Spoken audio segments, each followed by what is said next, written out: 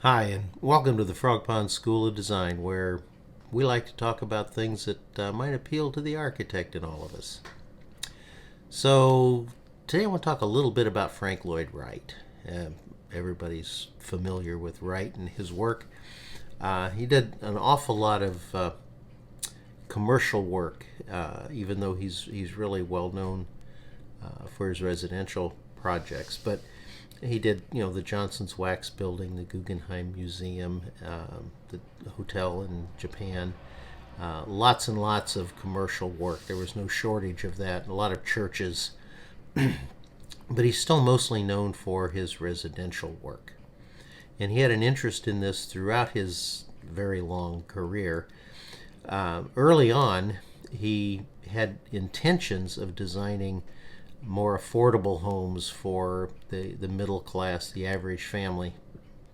And this was at a time when Sears Roebuck, for instance, was selling kit homes.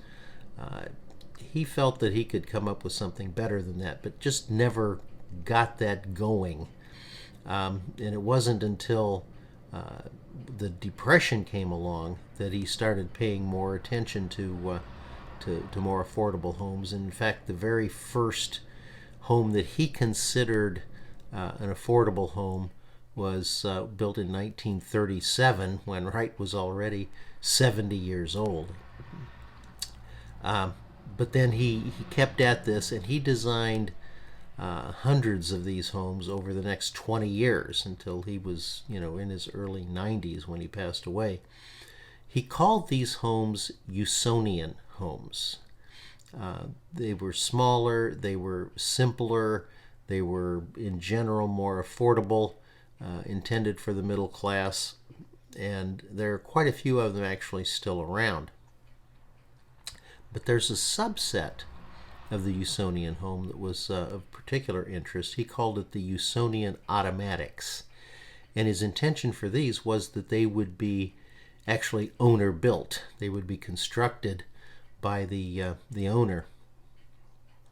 It didn't really work out that way. He had some special precast concrete units that would be hooked together with the reinforcing steel and that sort of thing. And it turned out that the average homeowner wasn't up to this kind of construction, and they tended to hire contractors to do the building after all. So that part of it didn't really work out. But they were still a very intriguing type of construction and home, again, for the middle class, even though, as it turned out, most of Wright's clients were more affluent anyway. They were just the people who knew about him and were interested in him and would buy his homes not because that's all they could afford, but because they wanted a Frank Lloyd Wright home, and this was one way they could do it. So, Wright's experience in the residential market was varied. It was long. He did a tremendous amount of residential work. We're familiar with the Roby House and some of the more, in Fallingwater, obviously, his more dramatic custom-built homes. But there was a major movement out there at the time that he was very much a part of in designing more affordable homes that we know today as the Usonian homes of Frank Lloyd Wright.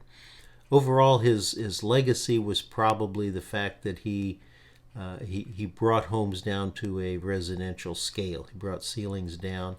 Many people credit him with developing the ranch home as we know it today, although other people believe that it probably would have come along anyway. But Wright's experience in residential work is fascinating.